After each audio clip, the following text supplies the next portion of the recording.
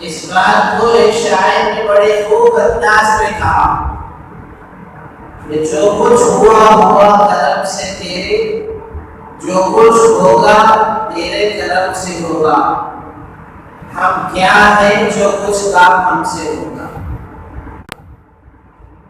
ہم تو کچھ بھی نہیں ہے، ہم سے کیا کام ہوگا؟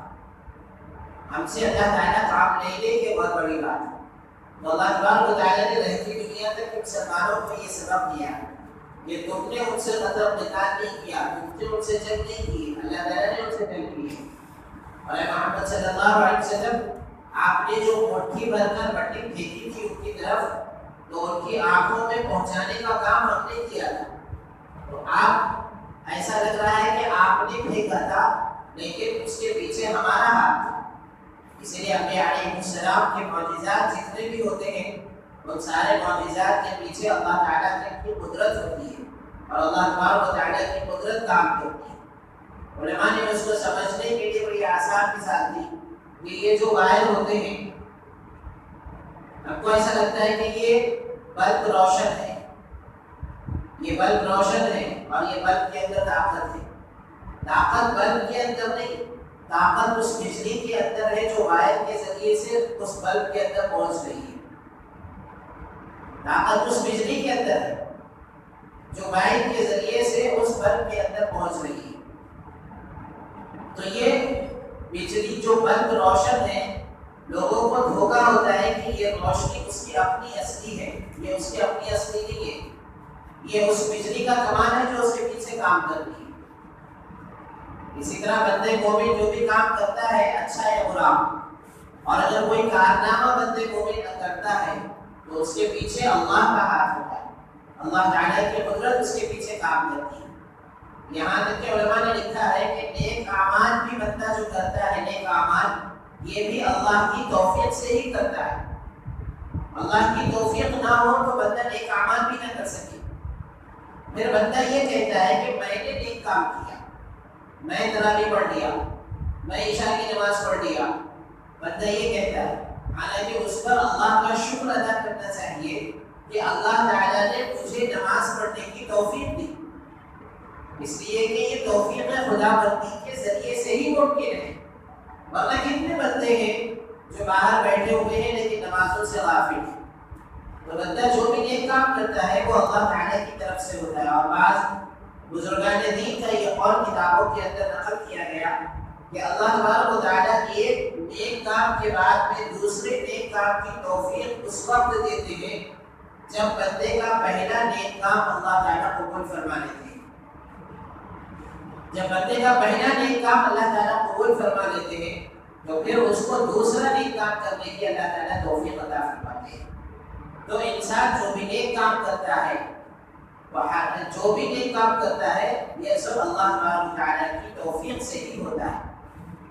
چاہے نیک کام ہو، نیک کام کا کرنا ہو، یا حرام سے بچنا ہو اور گناہوں سے بچنا ہو، یہ سارا کا سارا اللہ کی توفیق سے ہی ممکن ہے۔ اسی لیے فرمایا لا حول ولا قوت الا باللہ، بار بار پڑھا کرو، لا حول ولا قوت الا باللہ، بار بار پڑھا کرو۔ اس لیے کہ لا حول ولا قوت الا باللہ کا مطلب یہ ہے کہ اے اللہ، نیکی کرنے کی طاقت اور گناہ سے بچنے کی قوت آپ کے پاس سے ہی ملے گی۔ اگر آپ نے قوت نہیں دی تو پھر نہ تو آپ کو نیکی کرنے کی قوت ملے گی اور نہ تو گناہ سے بچنے کی طاقت ملے گی۔ آپ نے کبھی غور کیا کہ اذان کے وقت میں دعا کرنے کا حکم ہے، اذان کے وقت میں اذان کے کلمات کو دہرانے کا حکم دیا گیا۔ حدیثوں میں نبی کریم صلی اللہ علیہ وسلم نے اذان کے وقت میں اذان کے کلمات کو دہرانے کا حکم دیا، اور بعض روایات کے اندر یہ بھی ہے، آپ صلی اللہ علیہ وسلم نے ارشاد فرمایا کہ مؤذن اذان دیتا ہے جہاں تک اس کی آواز جاتی ہے، جتنے بھی شجر اور حجر اس کی آواز کو سنتے ہیں، قیامت کے دن وہ سارے شجر اور حجر اس کے حق میں گواہی دیں گے۔ تو ایک مؤذن جو ہے اتنا بڑا اجر و ثواب اڑا کر لے جاتا ہے۔ المؤذنون افضل الناس اعناقا یوم القیامہ، نبی کریم صلی اللہ علیہ وسلم فرماتے ہیں کہ مؤذن قیامت کے دن بہت بڑی گردن والے ہوں گے، بہت لمبی گردن والے ہوں گے، یعنی ان کو ایک امتیازی مقام اللہ تعالیٰ عطا فرمائے گا۔ تو مؤذن جو ہے بہت بڑا مقام لے کر اڑ جاتے ہیں۔ علماء نے لکھا ہے نبی کریم صلی اللہ علیہ وسلم نے حدیث میں فرمایا کہ اگر کوئی آدمی مؤذن کا مقام حاصل کرنا چاہتا ہے، یعنی اذان نہیں دیتے ہوئے مؤذن کا مقام حاصل کرنا چاہتا ہے، تو اس کو چاہیے کہ مؤذن جو اذان کے کلمات کہہ رہا ہے اس کو غور سے سنے اور ان کلمات کو دہرائے۔ اگر غور سے سنے اور ان کلمات کو دہرائے تو مؤذن کو جو ثواب ملتا ہے وہی ثواب ہم کو بھی مل سکتا ہے۔ تو مؤذنین جو اذان دیتے ہیں، اللہ کے رسول صلی اللہ علیہ وسلم نے ان کلمات کو دہرانے کا حکم دیا۔ مؤذن کہتا ہے اللہ اکبر اللہ اکبر، ہم کہتے ہیں اللہ اکبر اللہ۔ مؤذن کہتا ہے اشہد ان لا الہ الا اللہ، ہم بھی کہتے ہیں اشہد ان لا الہ الا اللہ۔ مؤذن کہتا ہے اشہد ان محمد رسول اللہ، ہم بھی کہتے ہیں اشہد ان محمد رسول اللہ۔ مؤذن کہتا ہے حی علی الصلاۃ، ہم کہتے ہیں لا حول ولا قوۃ الا باللہ۔ مؤذن کہتا ہے حی علی الفلاح، ہم کہتے ہیں لا حول ولا قوۃ الا باللہ۔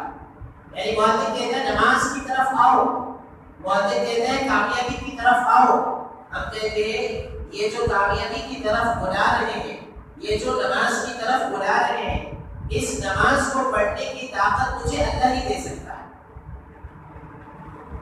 اس نماز کے پڑھنے کی طاقت مجھے اللہ ہی دے سکتا ہے۔ اسی لیے فرمایا حی علی الصلاۃ اور حی علی الفلاح۔ جب مؤذن کہے تو تم کہو لا حول ولا قوۃ الا باللہ، یعنی مؤذن کہہ رہا ہے کہ نماز کی طرف آؤ، مؤذن کہہ رہا ہے کامیابی کی طرف آؤ۔ تو ہم جو سننے والے ہیں ہم یہ کہہ رہے ہیں کہ اللہ کی قوت اور اس کی طاقت اور اس کی توفیق کے بغیر ہم اس کامیابی کو حاصل نہیں کر سکتے اور اس نماز کی طرف ہم لے جا سکتے۔ یہ سکھایا گیا ہے کہ ہر دم آدمی اللہ کی طرف رجوع کرے، اللہ کی توفیق سے ہی انسان کو سب کچھ مل سکتا ہے، اللہ کی توفیق نہ ہو تو کچھ نہیں ہو سکتا۔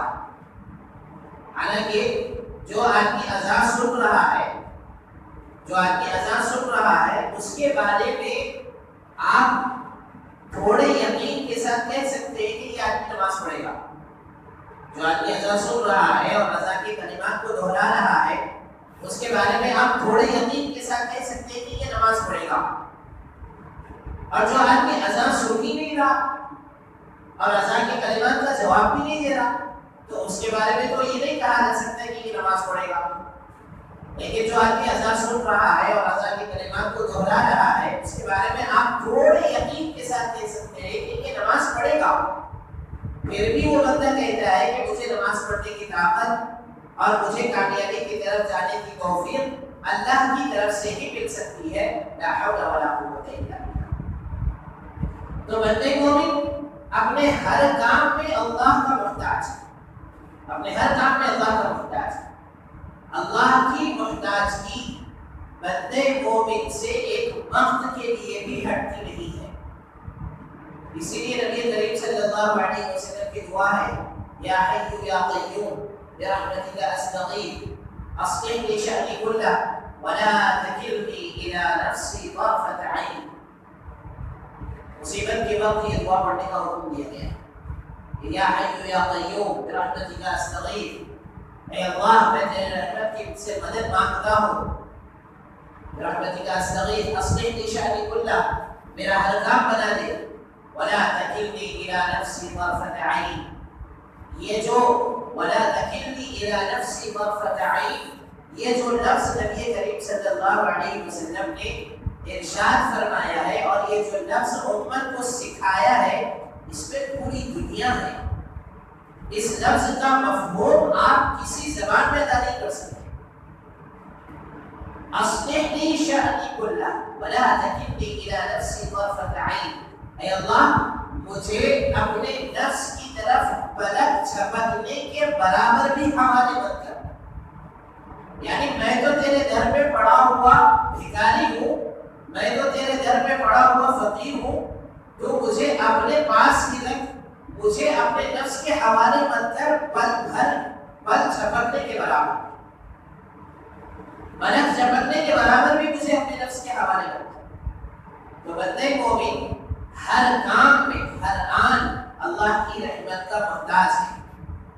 اللہ کی محتاجگی ہمارے لیے معراج ہے.